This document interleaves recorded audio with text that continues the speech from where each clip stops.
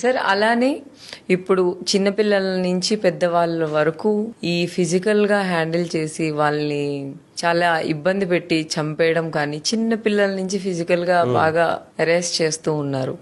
So అవి చూసినప్పుడు మీకు ఏమనిపిస్తూ ఉంటుంది సార్? నాకున్న మెయిన్ పెద్ద కంప్లైంట్ మన ఎడ్యుకేషన్ సిస్టమ్ మీద ఏంటంటే మనము న్యూట్రిషన్ మీద సబ్జెక్ట్స్ లేవు. ఏం తినాలి, ఎలా తినాలి, ఏం తింటే మన హెల్త్కి మంచిది లేదు. తర్వాత మన రాజ్యాంగం ఉంటుంది కదా, రాజ్యాంగం గురించి ఎవరికి తెలియదు. మనము 7th, 8th, 9th ఈ మూడ్లో మన రాజ్యాంగంలోని కొన్ని సెక్షన్లు తీసుకొని సిలబస్ లాగా పెడితే నీ బేసిక్ హ్యూమన్ రైట్స్ ఏంటి, నీకు ఒక చోటికి వెళ్తే ఏదైనా ప్రాబ్లం వస్తే నువ్వు దాన్ని ఎలా కంప్లైంట్ రేజ్ చేసుకోవాలి, సివిల్ కేసు అంటే ఏంటి, క్రిమినల్ కేసు అంటే ఏంటి, ఎవడిది లేదు. సింపుల్ ఏంటంటే మన దేశంలో నాకు బాగా కోపం దరిద్రం ఏంటంటే ఒక డ్రైవింగ్ లైసెన్స్ అప్లై చేసుకోవాలంటే నీకు ప్రాసెస్ ఎవరు చెప్పాడు కరెక్ట్ గా. బ్రోకర్ దగ్గరికి వెళ్తే వాడన్నా 3,000 అవుతుందంటే వాడు చేసేస్తాడు. అవును. ఒకటి ఏదన్నా నీకు ఆన్లైన్ లో ఒక వెబ్సైట్ లో నువ్వు చేసుకోవాలంటే తెలియదు, ఎక్కడికి పోవాలి, మీ సేవకి వెళ్ళిపోండి అంతే. నువ్వు బీటెక్ చదివి ఉంటావు, మీ సేవలో చేసేటోడు ఇంటర్ చదివి ఉంటాడు, నువ్వు వెళ్ళి వారితో పని చేయించుకుంటావు.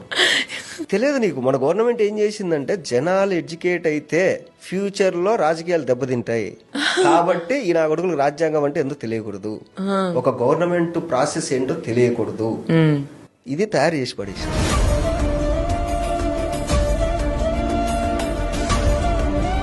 ఇప్పుడు చిన్నపిల్లలు ఉన్నారు, మీరు చెప్పినట్టు రేపు అటెంప్ట్లు అవి ఇవి జరుగుతున్నాయి. వాడికి 7th క్లాస్ నుంచి సిలబస్ పెట్టండి పోక్సో యాక్ట్ కింద, వాడికి చుచ్చు పడుతుంది.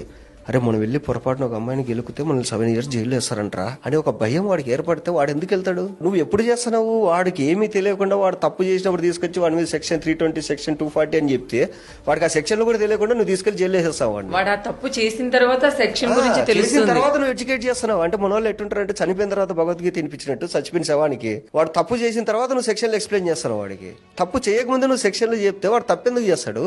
ఎడ్యుకేషన్ సిస్టమ్ లో ఫిజిక్స్ లో అలా అయింది ఇలా అయింది, సైన్స్ లో దీని షేప్ ఎలా ఉంటుంది దాని అవి కాదురా నాకు తెలియాల్సింది. మన కాన్స్టిట్యూషన్ ఏంది, రేపు మనము ఏదైనా తప్పు చేస్తే మనం ఎలా రియాక్ట్ అవ్వాలి, లేదా మన మీద ఏమన్నా జరిగితే మనం ఎలా కంప్లైంట్ ఇచ్చుకోవాలి, మన ఫ్యూచర్ లో మనం అసలు ఏం తింటే బాగుపడతాం, మన హెల్త్ బాగుండాలంటే మనం ఇది కదా ఎడ్యుకేషన్ అంటే.